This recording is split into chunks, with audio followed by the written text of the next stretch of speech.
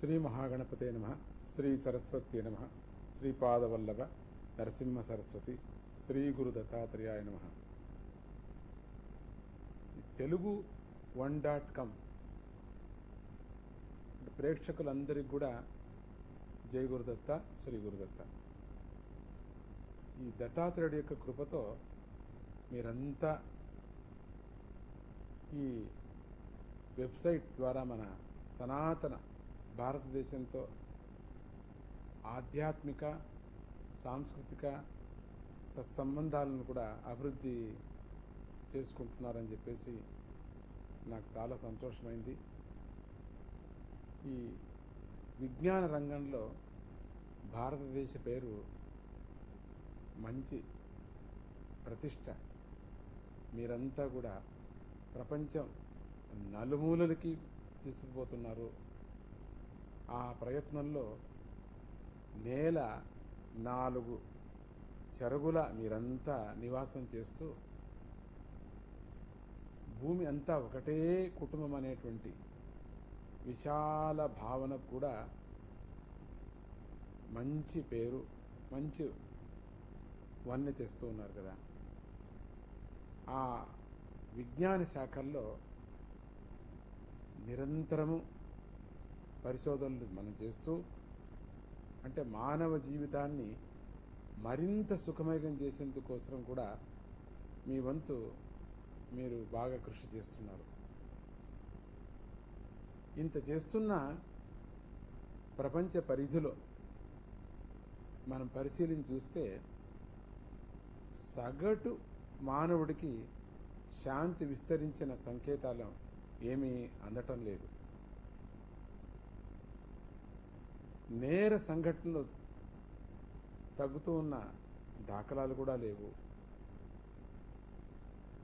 అంటే ఈ మహిళలు నిర్భయంగా ఉన్నారనేటువంటి గర్వించదగ్గ దేశం మనకు కనిపించడం కూడా లేదు. ఇప్పుడు ఇక ఉగ్రవాదం ఇంకా తగ్గటం లేదులేండి.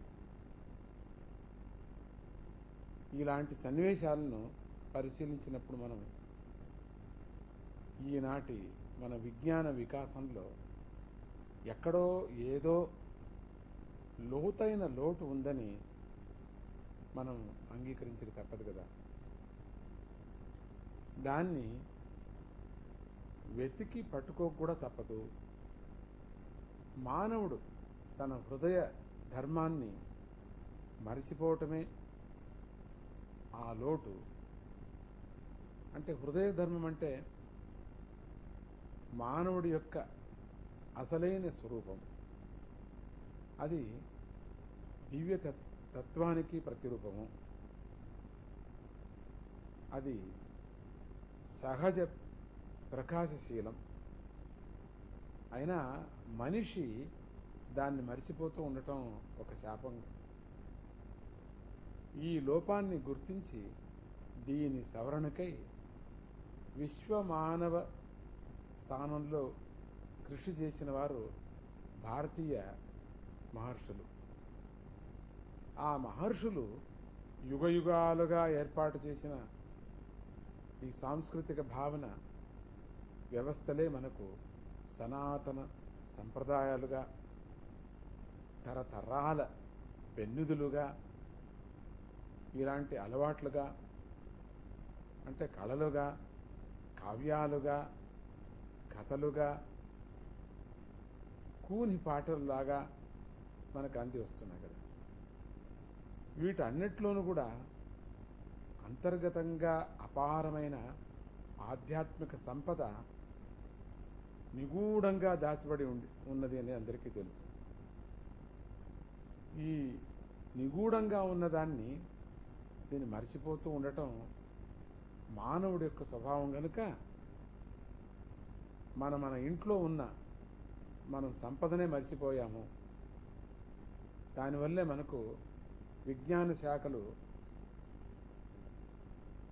తామర తంపరంగా పెరిగినా శాంతి ఫలాలు మాత్రం అంతంతకు దూరమైపోతున్నాయనేది అందరికీ తెలుసు.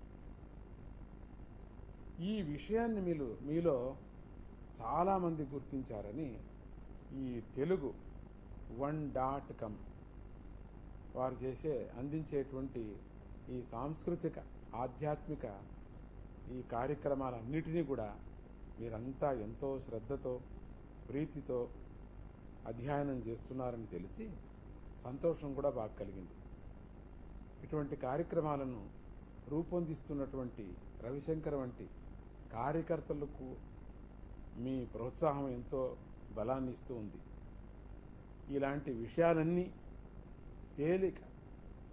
తేలిక మాటల్లో అందరికీ అర్థం కావాలనే సంకల్పంతో ఒక చిన్న చిన్న చిన్న చిన్న కథలుగా మార్చి మీ స్వామీజీ అందరికి కూడా అందిస్తున్నారు.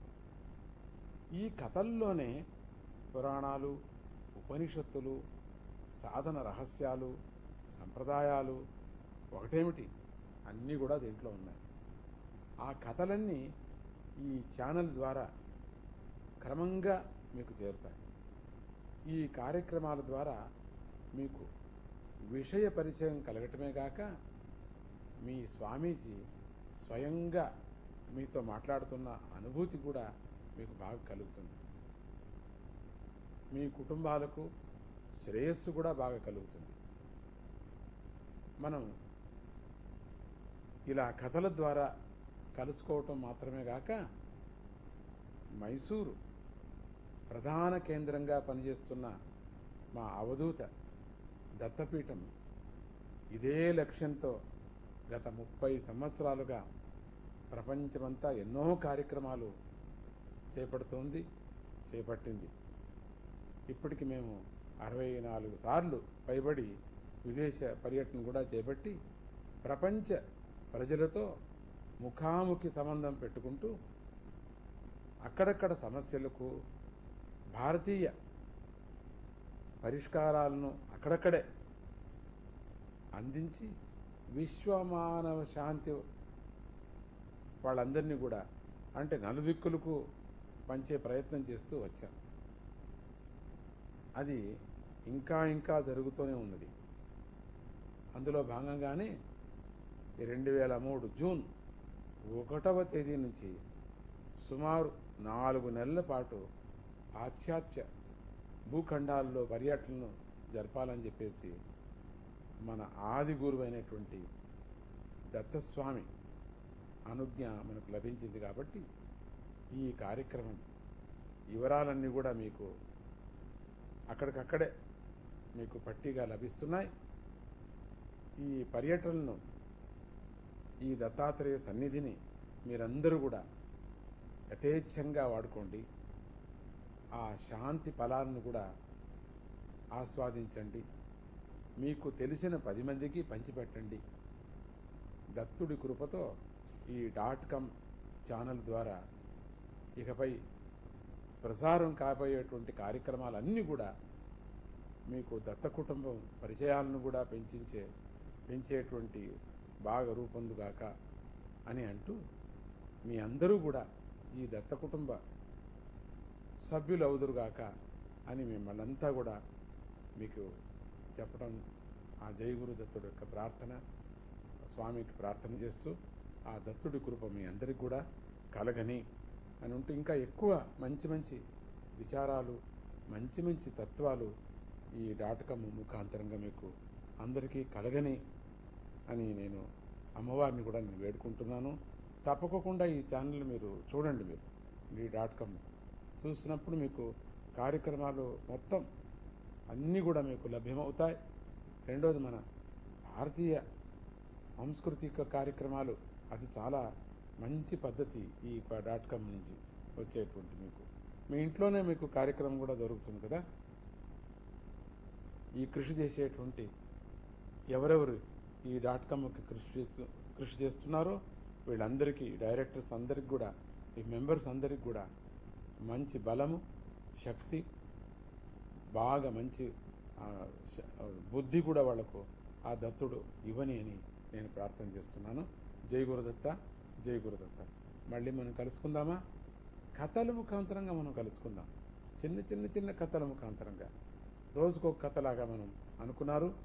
ఆ కథలో మంచి నీతి కూడా మనకు కలుగుతుంది. రెండోది, మనం భారతదేశం నుంచి చాలా దూరం ఉన్నామేమో అనేటువంటి భావన కూడా దాంట్లో ఇక్కడే ఉన్నామనేటువంటి భావన మనకు కలుగుతుంది. ఆ కథలు వింటూ ఉంటే ఆ పురాణ స్థలం వెళ్ళినట్టుగా భావన మనకు కలుగుతూ ఉంటుంది. రెండవది, ఆ యొక్క పురాణాన్ని, ఆ కథను, భారతదేశంలో జరిగినటువంటి ఘటనలు కూడా ఎక్కువ మనకు దగ్గరగా మనకు కనపడినట్టు కూడా భావన వస్తూ ఉంటుంది కదా.